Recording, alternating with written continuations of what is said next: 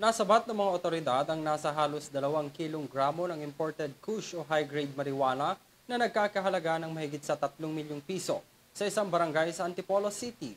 Ang detalye ng balita nagbabalik sa report ni Dan Villegas. Nasamsam ng mga otoridad ang nasa 1,900 grams ng imported kush o high-grade marijuana na nagkakahalaga ng 3.1 milyon pesos sa Antipolo City. Nasamsam ng mga otoridad ang nasa 1,900 grams na imported kush o high-grade marijuana na nagkakahalaga ng 3,135,000 pesos sa Antipolo City. Kinilala ang recipient na si Sintaro Uy, isang 20 years old na residente ng Sitio Pantayanin de La Paz, Antipolo, Rizal.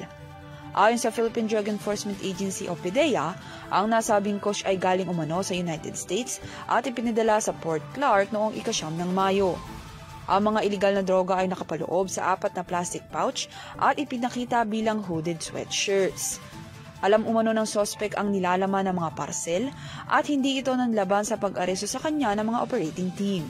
Isinagawa ang operasyon ng mga kooperatiba ng PDEA Central Luzon, Bureau of Customs Port of Clark, PDEA Special Project Team, PDEA IS, PDEA ICFAS, PDEA Calabarzon, PNP AVSEU-3 at lokal na pulisya.